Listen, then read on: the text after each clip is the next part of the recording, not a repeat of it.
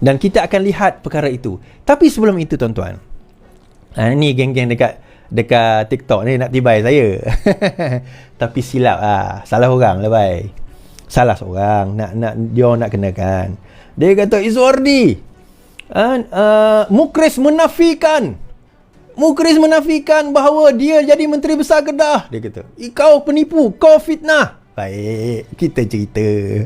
Ni, saya bawa kenyataan Mukris. Saya tak takut bahawa saya tidak sama sekali akan jadi Menteri Besar sekali lagi, MB Kedah sekali lagi. Sila hentikan propaganda karut itu. Rakyat tak bodoh seperti yang kau fikirkan. Okey. Saya nak jawab benda tu. Yang pertama sekali kita kata, Mahathir dia takkan berjumpa dengan Hadi, musuh. Dia punya musuh tradisi dia. Yang menyebabkan peristiwa Memali itu antara yang awal. Bukan peristiwa Memali je, banyaklah peristiwa-peristiwa selepas itu yang mana PAS kena teruk, melainkan dia ada sebab. Dia ada sebab dia.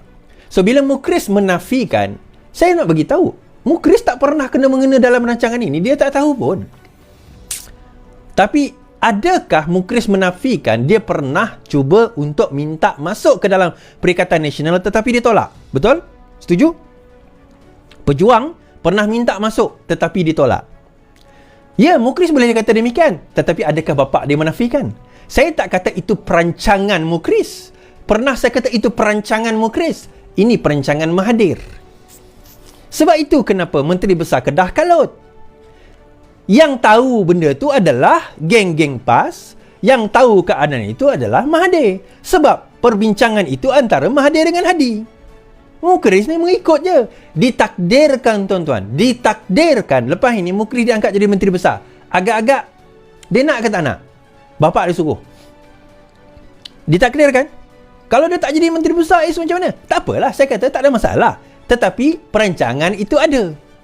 That is why kenapa 2-3 hari lepas Sanusi buat satu perhimpunan lah, mengangkat dia sebagai Menteri Besar. Kenapa perlu buat demikian? Solidariti kepada Mukris, mengangkat dia jadi Menteri Besar. Kenapa? Persoalan saya, kenapa perlu buat demikian? Jadi akhirnya Mukris hari ini mengeluarkan satu kenyataan. Mukris pula, MB Kedah Sanusi mengeluarkan satu kenyataan. Dia kata apa? Calon MB Kedah kepimpinan tertinggi PN tentukan. Sanusi kata. Pengurusi Kedah, PN Kedah menegaskan, Sanusi Muhammad Noor menegaskan, kedudukan beliau sebagai Menteri Besar Kedah akan ditentukan oleh kepimpinan tertinggi parti. Beliau kata ia bukan hak mutlak miliknya atau PAS Kedah untuk mencalonkan dirinya. Sebaliknya, calon Menteri Besar akan dicadangkan oleh Setiausaha Agong PN.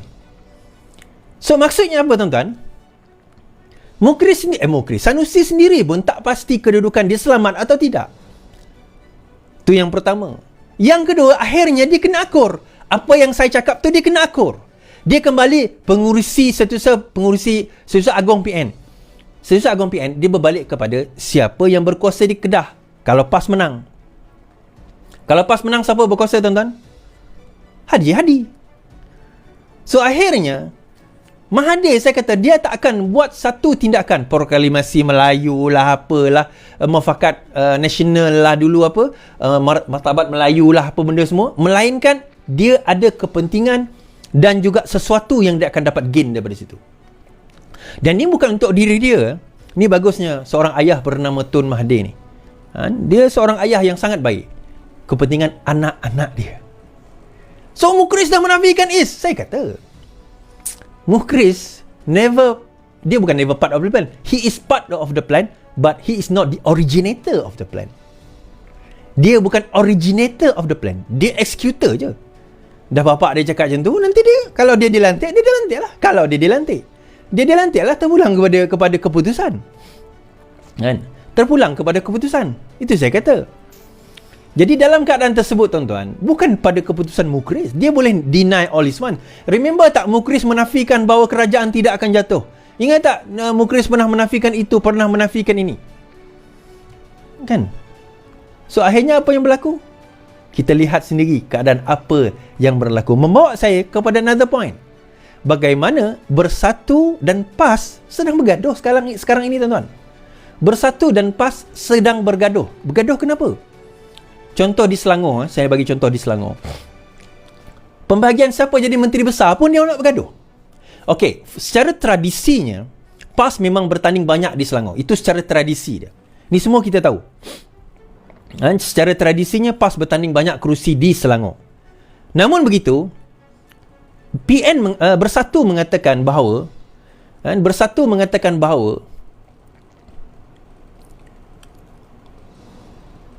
MB Selangor bersatu jika PN menang. MB Selangor daripada bersatu jika PN menang. Parti Bumi Bersatu di Selangor mengesahkan calon MB itu datang menjadi PN sekiranya berjaya menang di Dewan Undangan Negeri dijangka Ogos awal tahun hadapan. Pengurusinya Datuk Abdul Rashid Asari berkata, ini kerana Bersatu dijangka akan bertanding di kerusi pilihan raya dengan jumlah melebihi PAS di Selangor. Tapi dan ini juga Bersatu jadi MB jika PN menang di Selangor Negeri Sembilan. Muhyiddin Yassin berkata Bersatu akan mengikuti pentadbiran Selangor dan Negeri Sembilan. Manakala PAS akan kekal mentadbir di Kedah, Kelantan dan Terengganu jika PN menang di negeri tersebut dalam PRN yang akan datang. Tapi dalam masa yang sama, PAS berkata bahawa sebelum ini pada bulan Februari hari itu, dia nak namakan bahawa daripada PAS adalah orang yang sesuai nak jadi Menteri Besar.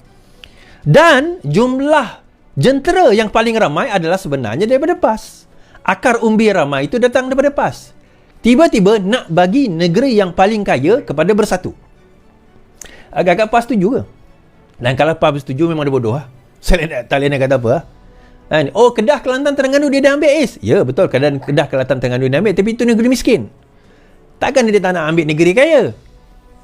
Malah Sanusi pernah menamakan antara lain Dr. Halimah sebagai Menteri Besar. Kalau sekiranya, kalau tak silap saya lah, mungkin secara tak langsung lah kot.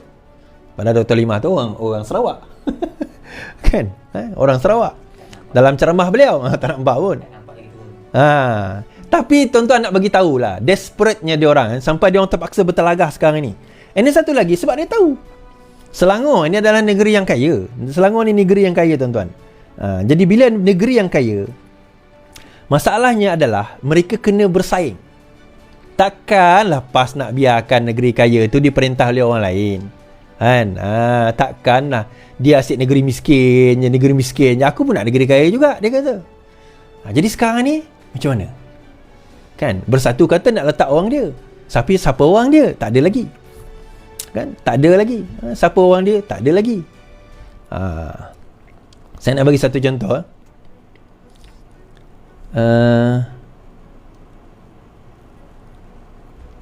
Ni ada satu daripada Bendahari PAS. Ini sebelum ini punya kenyataan lah. Bukan Azmin saja layak jadi MB Selangor, dia kata.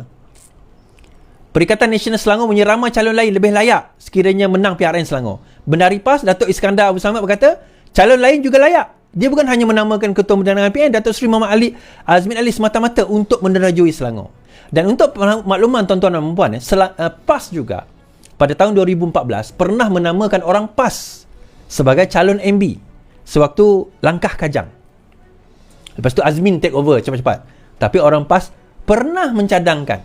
Sebab kita nak kena faham, PAS mempunyai kursi yang agak banyak dan jentera yang agak banyak di Selangor berbanding dengan Bersatu. So selepas ini kalau PRN ni mereka nak guna jentera siapa tuan-tuan? Mereka terpaksa menunggang jentera PAS. Kalau betul Bersatu dapat lebih banyak kursi daripada PAS. Kalau dalam keadaan itu bagi saya memang PAS banggang lah. Kan? PAS banggang lah dalam keadaan itu. Okay? So bagi saya tak payahlah. Alright, seterusnya cerita kita sebelum kita pergi ke cerita Mahathir ni. Menarik semalam tuan-tuan. Semalam apa yang berlaku?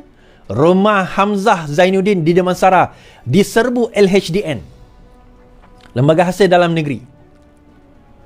Ketua Pembangkang Hamzah Zainuddin Kuala Lumpur diserbu dan digeledah pegawai LHDN semalam menurut sumber Perikatan Nasional. Sumber memberitahu FMT serbuan di Rumah Siswa Agung Bersatu itu dilakukan malam semalam. Ya, rumah Hamzah diserbu. Kami tidak tahu alasan di sebalik serbuan itu. Beberapa dokumen juga dirampas, kata sumber. Sementara itu, sumber Bersatu mendakwa serbuan di rumah Hamzah gagal menimbulkan perspektif negatif terhadap Hamzah. Serbuan itu bertujuan mencemarkan nama baik kami dan mencipta persepsi terhadap kami, katanya. Pada Februari lalu, Hamzah menuduh kerajaan menggunakan SPRM sebagai alat politik setelah dia sejak agensi itu membekukan akaun Bersatu. Bekas Menteri Dalam Negeri kemudian menafikan terbabit dengan kes rasuah berjumlah 15 juta setelah namanya terdapat dalam kes pertuduhan terhadap ahli perniagaan Sim Chu Tiam. Bare denial je lah. Sim didakwa pada Mei yang lalu atas tuduhan meminta 15 juta daripada seorang ahli perniagaan bernama Hep Kim Hong pada 2021. Hep Kim Hong bin Abdullah kot. Sim Chu Tiam bin Abdullah.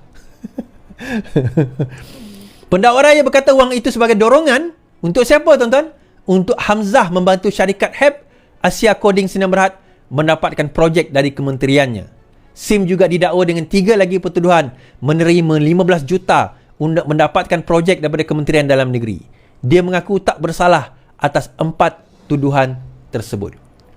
Hamzah berkata, pertuduhan yang mengaitkannya sengaja dibuat untuk mencemar namanya sebagai bekas menteri di kementerian tersebut. Nah, apakah kaitan 15 juta itu dengan serbuan daripada LHDN? Nah, mungkin dia tak ada direct correlation, tuan-tuan. Tetapi kita kena ingat beberapa perkara. Hamzah ni juga dikaitkan, saya tak menuduh, dikaitkan dengan menjadi the money man untuk peristiwa yang berlaku, ataupun bukan the money man, dipanggil apa?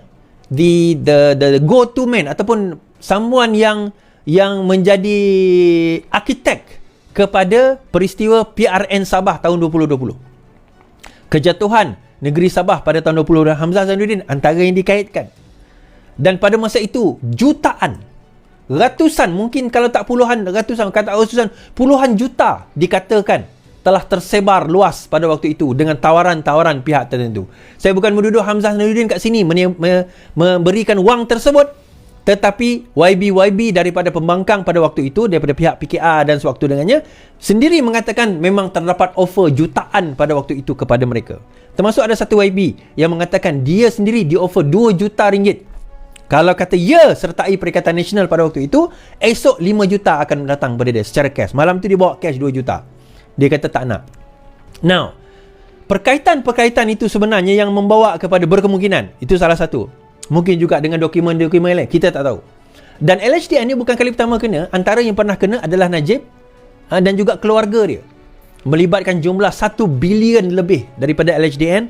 Whack, dia kena, apa orang kata, kena slap dengan angka demikian, dengan jumlah demikian, dan kalau tak mampu bayar, akan kena penjara di bawah LHDN. So, dekat mana kes Hamzah Zainuddin ni berkemungkinan boleh kena? Kita tunggu dan kita lihat.